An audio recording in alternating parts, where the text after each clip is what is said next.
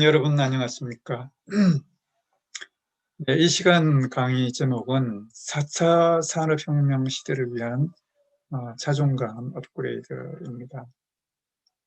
강의를 맡은 저는 서재진입니다. 예, 저는 아들러 리더십 코칭원 원장이고요. 리더십 전문 코치로 일을 하고 있습니다.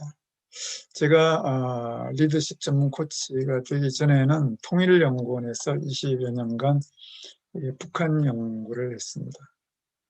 지난해에는 제가 아들러 리더십 코칭이라는 책을 출간했는데, 이 책에서 아들러의 그 열등감에 기반한 심리 분석 연구를 했고요. 열등감을 극복한 것이 이제 자존감이다라는 그런 관점이 있습니다. 그래서 오늘은 저 연구에 기반해서 자존감을 향상시키는 방법에 대해서 강의를 하고 있습니다. 여러분은 스스로 자존감이 높다고 생각하세요? 아니면 낮다고 생각하시나요? 또 열등감이 많다고 생각하세요? 아니면 열등감이 없다고 생각하세요? 예, 예. 우리 사회에 최근 우리 사회에 자존감을 떨어뜨리는 그런 요인들이 상당히 많습니다. 무엇보다도 SNS 과잉의 시대죠. 이 SNS라는 것이 이제 자기 자랑하는 매체 아닙니까? 그다음에 그 경쟁이 대단히 치열합니다. 우리 사회. 그리고 취업난의 시대이기도 하고요. 이런 것들이 모두 이제 남과 비교 당하는 그런 요인들이 되겠습니다. 그래서 너무 많이 비교당하게 되면 이제 자존감이 떨어져서 우리나라 청소년, 청년들이 느끼는 그 행복 지수는 OECD 중에서 가장 낮다. 상당히 심각한 문제가 되겠습니다. 그래서 그 자존감에 관한 관심이 상당히 많습니다. 자존감을 주제로 한 책이 수없이 많이 출간이 됐는데, 근데 그 자존감이란 문제의 근원에 대한 이론적인 설명이 부족합니다. 정통 심리학자들에 의해서 연구된 그런 그 저서들보다는 일반 어떤 그 자기 개발이라든지 또 자기 성장에 관한 그런 그 대중적인 책들이 많은데, 그런 책들은 자존감 문제 본질을 건드리지 못해서 자존감을 향상시키는 방법이 좀 부실하다 이렇게 생각이 듭니다. 그래서 오늘 이 강의는요, 저 강의는 자존감에 대해서 진화 심리학적인 관점에서 자존감을 보다 그 입체적으로 접근해서 제대로 분석하고 제대로 그 해법을 제시하는 그런 강의를 하고자 합니다. 자존감이라는 문제는요, 예, 많은 그 부수적인 문제를 만들어내는 그런 그 근원이 됩니다. 많은 심리적인 문제가 다 자존감이 낮은 데서 기인하는 겁니다. 정신과 의사들은요, 자존감의 결핍에 기인되지 않은 심리적인 문제는 단 하나도 생각할 수 없다. 그러니까 뒤집어서 말하면 대부분의 심리적 문제는 자존감 결핍에서 오는 문제다 이런 이야기잖아요. 그래서 이 자존감의 개념을 잘 모르면요, 자기가 어떤 경험하고 있는 이 삶의 고통을 잘 알아차리지 못하고 해결책도 찾지 못하는 어, 그런 우를 범할 수가 있죠. 그래서 자존감이라는 이 이슈를 제대로 이해하는 것이 참 대단히 중요하다 이런 생각이 듭니다. 열등감이 많은 것이 이제 자존감이 낮은 겁니다. 열등감은 왜 생기냐면요, 아들러에 의하면요, 진화 심리학자 아들러에 의하면은 인간의 기본 감정은 열등감이라고 그러거든요. 왜 인간의 기본 감정이 가장 보편적인 감정이 왜 열등감이냐? 인간은요, 이 지구라는 혹성에 태어나서 이게 원하든 원치 않든 부과되어지는 어떤 과제가 있어요. 그것이 이제 3대 인생 과제인데, 취업을 해야 되는 거, 결혼을 해야 되는 거, 그다음 사람 관계를 잘해야 되는 거, 이건요 피하기 어려운 문제예요. 근데 이제 이게 잘 안 되면은 이 문제를 피하는 어떤 심리적인 메커니즘이 만들어지는 거예요. 예를 들어서 뭐 다른 사람들은 막 취업하고 결혼하고 막 다른 사람 관계 잘 어울려서 잘 사회화된 사람으로 살아가는데 나는 나답게 살고 싶다. 난 좀 고고하게 살고 싶다. 이런 이제 핑계를 대는 거예요. 이게 이제 그것이 결국은 내면적으로는 우울증이 되는 거예요. 그래서 그게 이제 자존감을 지키는 방어 기제인데 그걸 다른 말로 해서 이제 신경증이 되는 거예요. 자존감이 높은 사람들은 대단히 회복 탄력성이 높아요. 뭐 좀 문제가 있더라도 이게 금방 극복해내거든요. 예, 자기 약점에 집중하기보다는요, 예, 자기가 갖고 있는 어떤 문제를 해결하는 쪽으로 에너지를 사용하는 거예요. 남이 비난하더라도 별로 상처받지 않고 오히려 자기를 성찰하는 계기로 삼아서 더 잘 성장하는, 예, 그러니까 상당히 큰 차이가 있어요. 자존감이 낮은 사람과 높은 사람은 큰 차이가 있는 거예요. 자존감이 뭐냐? 예, 뭐길래 이 자존감이라는 이 문제가 인간 사회에 존재하느냐요. 이게 상당히 중요하기 때문에 문제로 존재하거든요. 그래서 자존감이라는 이 현상, 사회적이고 개인적인 이 현상을 가장 잘 설명하는 어떤 심리학 이론이 진화심리학이에요. 예, 왜냐하면 진화심리학은요, 인간의 모든 본능과 행동을요, 음, 생존과 번식을 위한 진화적 적응의 결과로 보는 거예요. 다 잘 생존하고 잘 번식하기 위한 어떤 수단이 인간의 본능인 거예요. 예, 그래서 예, 인간의 모든 행동은 궁극적으로는 잘 생존하고 잘 번식하기 위한 거다. 이렇게 이제 볼 수가 있는 거죠. 그래서 이제 아들러라는 사람은요, 말씀드린 대로 3대 인생 과제로서 일, 관계, 사랑이라고 해야 되는데 이게 이제 숙명인 거예요. 이걸 피할 수 있는 사람은 이제 아무도 없어요.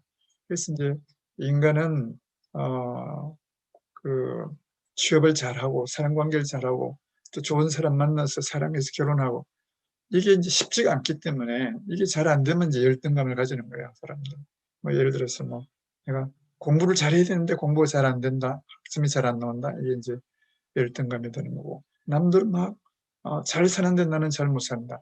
이 열등감이 이제 생기는 거예요. 그래서 자존감이 떨어지는 거예요. 그래서 이제 자존감이라는 문제는 상당히 현실적인, 우리 삶의 가장 현실적인 문제다, 이렇게 보는 거예요. 그래서 그 아들의 3대 인생 과제를 이렇게 도표로 표현하면은요, 3대 인생 과제는 취업해서 직업을 갖는 거고, 관계를 잘해서 공동체에 잘 융합해서 사회화가 잘 되는 거고, 그다음에 그 이성과의 관계를 잘 꾸려나가서 사랑하고 가정을 이루는 것. 이게 인생의 3대 가지거든요. 사람이 산다는 것은 이 세 가지를 일생 동안 살아가는 거예요. 근데 이게 잘 안 되면 이제 불행, 열등감이 생기고 자존감이 떨어진다, 이런 거예요. 최근의 자존감 이론으로 이제 크리스토프 머룩이라는 사람은요, 자존감을 두 가지 요소로 나눈 거예요. 나는 가치가 있는 사람이다, 자기 가치감. 나는 능력이 있는 사람이다, 이제 자기 능력에 대한 이제 자신감인 거예요. 이제 이 개념에 기반해서 하버드 대학의 조셉 김이라는 이제 한국계 교수인데, 이분이 이 자기 가치와 이제 자신감이라는 두 가지 이 개념으로 자존감을 다루면서 책을 여러 권 썼어요. 관심 있는 분들은 한번 사서 읽어도 좋을 것 같습니다. 그래서 이제 자존감은요, 두 가지예요. 나는 소중한 존재, 이걸 이제 스스로 확신하는 거예요. 그게 이제 자존감의 주관적인 측면이고, 또 나는 잘 생존하고 잘 번식할 수 있는 능력이 있어 라는 자신감이거든요. 그래서 이제 또 자기 효능감이라고도 이제 말을 하는데, 이 두 가지가 상호작용하는 거예요. 두 가지 기둥인데 둘 중에서 어느 하나라도 낮으면 자존감이 이제 떨어지는 거예요. 그래서 두 가지가 다 균형되게 잘 개발돼야 된다, 이렇게 말씀드릴 수 있어요. 그래서 이 도표를 참고하시면은 나는 소중하다라는 주관적인 거와 나는 능력 있다라는 자기 효능감으로 나눠서 이렇게 도표를 여러 가지 측면으로 분석을 한 거니까 잘 참고하시기 바랍니다. 이제 문제는요, 이 자존감을 어떻게 업그레이드할 것인가, 이것이 오늘 강의의 이제 본론이 되겠습니다. 사람은 자기의 문제를 해결할 수 있는 해결책을 자기 안에 갖고 있다. 이것이 이제 인간이 갖고 있는 어떤 이것도 본능인 거예요. 이걸 잘할 수 있다는 이것도 이제 본능인 거예요. 모든 사람은 자신의 문제를 극복할 수 있는 기술과 자원, 내적 자원을 충분히 가졌음에도 불구하고 그 사실을 알아차리지 못하고 살아간다. 보통 자기가 무슨 어떤 강점이 있고 어떤 역량이 있는지 잘 모르고 나는 잘 못해, 이런 부정적인 주관적 감정을 먼저 가져주는데, 이거를 잘 깨우쳐주는 사람이 이제 사실은 전문 코치예요. 제가 하는 일도 이제 이런 일을 하는 겁니다. 그래서 그 문제가 뭐냐면요, 외상후 성장, 나는 상처받았어, 난 자존감이 무슨 이유로 해서 낮았어, 난 참 살기 힘들어, 이런 외상후 성장에 대해서 마틴 셀리거만이라는 사람이 긍정심리학자이거든요. 이게 이제 관점을 뒤집었어요.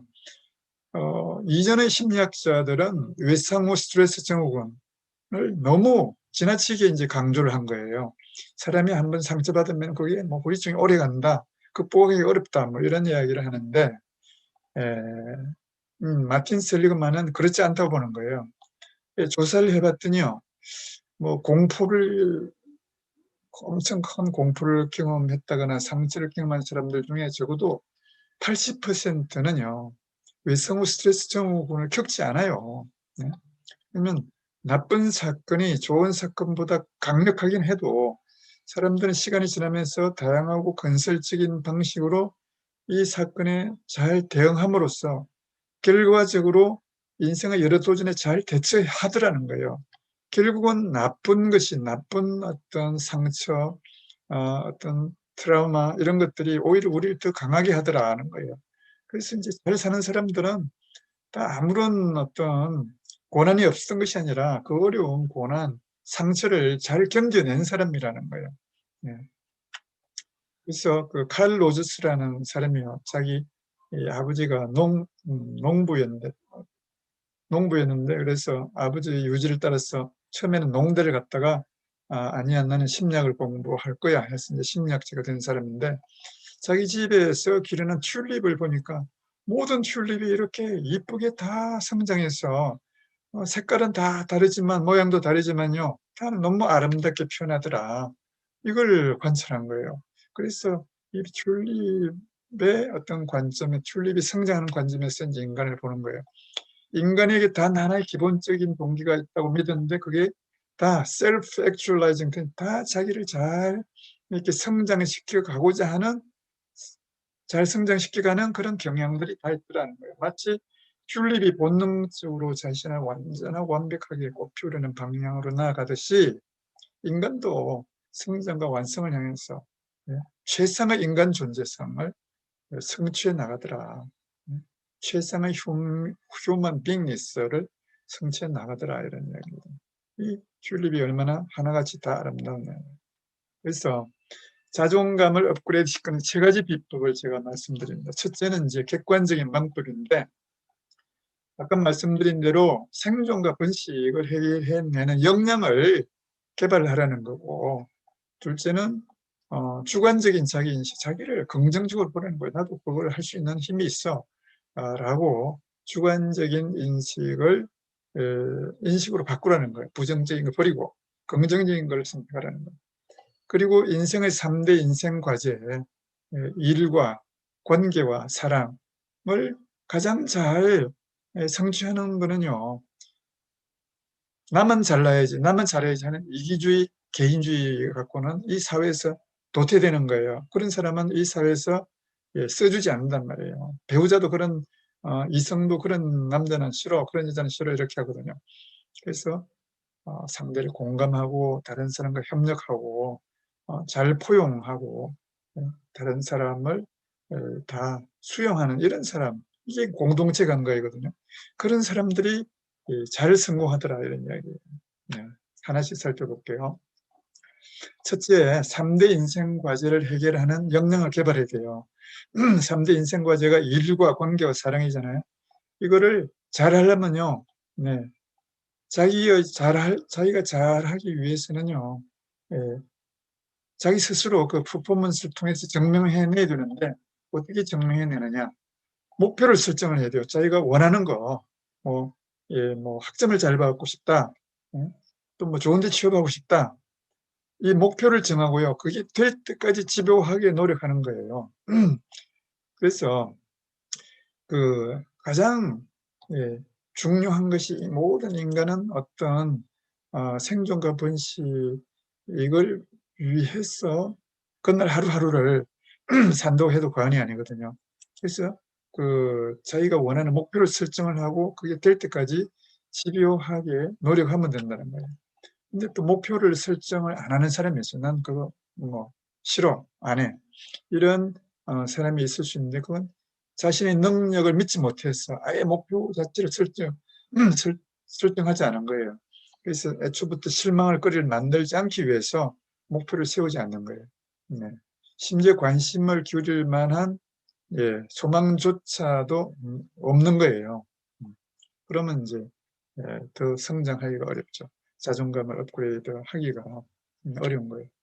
또 중간에 포기했던 사람들 다시 이제 시작하시라고요. 예, 자존감 문제를 가진 사람들 중에는 지구력이 좀 부족한 사람들이 있는데 이게 될 때까지 하는 거예요. 예, 원칙은 될 때까지 하도록 자기 규율을 이렇게 지켜가야 되는 거예요. 이거 안 하면 잠 안 자. 이거 안 하면 밥도 안 먹어. 이렇게 자기 규율을 만들어서 해내면은 자기 자존감을 업그레이드 시킬 수 있고 이 세상에 살아갈 수 있는 어떤 역량을 키울 수가 있는 거예요. 그래서 한마디로 끊임없이 노력하라는 것이 방법이에요. 원도 한도 없이 노력하라. 되나 안 되나 한번 해보라. 해보긴 했어? 뭐 이런 말. 정주영 회장께서 한 말이잖아요. 네.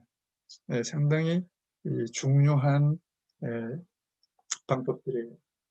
저도 학부에서 어떤 교수님이 미국 유학 가서 원도 한도 없이 공부했다는 말을 하더라고요, 수업 시간에.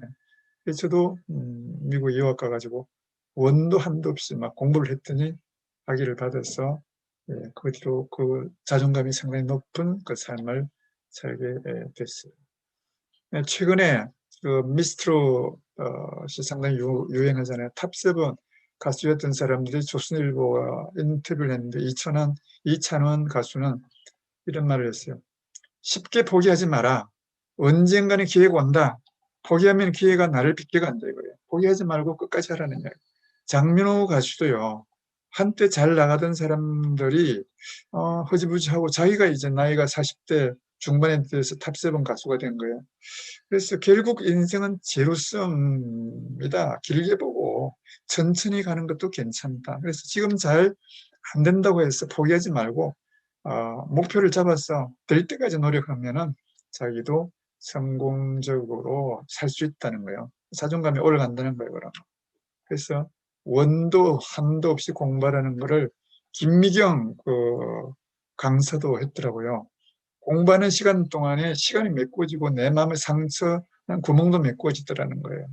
그래서 이 책이 가장 쉽더라 공부를 하니까 이 자기한테 부족한 것이 다 구멍이 메워지더라는 거예요. 그래서 거침없이 내일부터 시작하라 이런 메시지를 좀. 두 번째는 주관적 관점을 전환해야 돼요. 뭐 자존감이 좀 나죠. 왜 이렇게 못하는 사람이지? 예, 이것은 자기 마음인 거예요. 실제 노력해보지도 않고 집중적인 어떤 자기의 그 학습을 해보지도 않고 그냥 난 잘 못하는 사람이야. 이런 것은 자기 주관적인 관점이라는 거예요. 그거를 바꾸라는 거예요. 마음을 바꾸면 일체유심조거든요. 모든 게 다 마음이 만들어내는 거예요. 그 마음을 긍정적인 관점으로 바꾸라는 거예요. 자기 스스로를 지지해주고 나도 할 수 있을 거야. 나도 해. 자기 말고는 그 약점을 알아보는 사람도 없는데 자기만 난 못하는 사람이 이렇게 스스로 생각한다니까요. 그래서 관점을 바꾸어야 되는 거예요. 그다음에 부모님이 나를 사랑해주지 않아서 나는 자존감이 나죠. 이런 사람도 있어요. 이제 부모님한테 물어보시라고요. 자기를 사랑해주지 않는 부모님 하나도 없는데 그냥 형제 자매 간의 경쟁 구도 때문에 우리 아버지는 뭐 형만 사랑했어, 뭐 오빠만 사랑했어, 이런 건데 그건 자기의 이기심 때문이라고요. 예, 제가 코칭했던 많은 사람들이 부모가 사랑했는데 결국은 자기가 사랑받지 못했다고 생각하더라고요. 그걸 알아차린 이후에 결국은 나도 사랑받았구나 라는 관점의 전환을 일으키고 사람이 싹 달라지는 것을 제가 본 적이 있습니다. 혼자만 인정받고 사랑받고 싶은 잘못된 욕심 때문이다. 저는 이렇게 진단을 했어요. 네. 그다음에 이제 외상후 성장이 일어난다는 이야기 말씀드렸잖아요. 그러니까 지금 뭐 상처받은 사람들, 심적인 어려운 사람들 다 그거를 기반으로 성장하라고요. 그것을 기반으로. 나 지금까지는 그랬지만 이제 앞으로 내가 잘할 거야. 나도 가능성이 있는 사람이야. I can do 라는 그런 어떤 메시지를 가지고 네, 하시면 된다는 거예요. 발이 걸려서 넘어진 곳에 보물이 있다는 거예요. 예, 전기로 밭을 갈던 사람이 전기에 걸렸어. 뭐지 하고 이렇게 걸려 넘어졌는데 파보니까 엄청난 보물이 나왔어요. 예, 그래서 자기가 걸려져 넘어진 그곳에 보물이 있다고 생각하고 그곳에서부터 예, 출발하시는 거예요. 주관적인 치유 작업을 하는 것이 필요합니다. 그래서 자신의 약점을 사실적으로 잘 분석을 해서 직면하고 받아들여야죠. 내가 무엇이 문제일까? 내가 무엇을 문제라고 생각할까? 자기 스스로 분석하고 자신의 한계를 뭐 받아들일 건 받아들이더라도 자기 다 강점이 또 있어요. 자기만의 강점이 있는데 그걸 찾지 않고 있는데 자기 강점을 찾는 작업을 시도하는 것도 좋아요. 예. 자기 혼자서 못하면 전문 코치한테 부탁을 해서 자기 강점을 찾아내는 작업을 하면 자기 삶이 달라질 수가 있거든요. 그래서 3대 인생 과제인 일과 직업 취업과 사람 관계와 사랑은요. 이걸 가장 잘 해낼 수 있는 유난률은 뭐냐면 공동체 감각인 거예요. 자기 혼자만 잘 먹고 잘 살겠다는 이기주의에 있는 사람은 이 사회에서는 배척하거든요. 그래서 어떤 그 공동체에 대한 어떤 감정을 가져야 되는 거예요. 공동체라는 게 자기가 소속해 있는 가족, 자기가 소속해 있는 뭐 조직, 집단, 회사 이런 데 자기가 뭘 기여할 것인가라는 감각으로 살면요. 그 사람은 존중받는 사람이 되고 존중받으면 자존감이 올라간다는 거예요. 그래서 공동체 감정이라는 게요. 흔히들 이게 도덕 윤리라고 생각하는데 그게 생존의 전략인 거예요. 우리 그 야간 비행이라는 소설에 나오는요. 생텍쥐베리라는 사람이 쓴 야간 비행의 주인공이 비행기를 타고 하다가 밤에 조난돼서 죽게 되는데 이 거의 죽을 지경인데 내가 죽으면 우리 가족이 내가 사망 보험금을 못 받지. 어떻게든지 내가 살았다는 사실을 세상에 확인해야 되니까 산꼭대기 올라가서 내가 죽으면은 이 구조대가 와서 내 시신이라도 찾겠지. 그럼 내 가족이 살 수 있을 거야. 라는 생각으로 죽음을 다해서 기어 올라갔는데 결국은 죽기 전에 구조 된 거예요. 그래서 이 공동체 감각이 자기를 살린 거예요. 자기도 살리고 가족도 살리고. 빅트 프랭크도요. 그 죽음의 수용소에 갇혀져 있었는데 내가 나가서 가족을 내가 살려야지 라는 그 책임감으로 자기 죽을 수 없다고 생각했기 때문에 이 사람이 사실은 이제 다른 사람들은 다 낭망해서 죽었는데 이 사람은 살아나왔다는 거예요.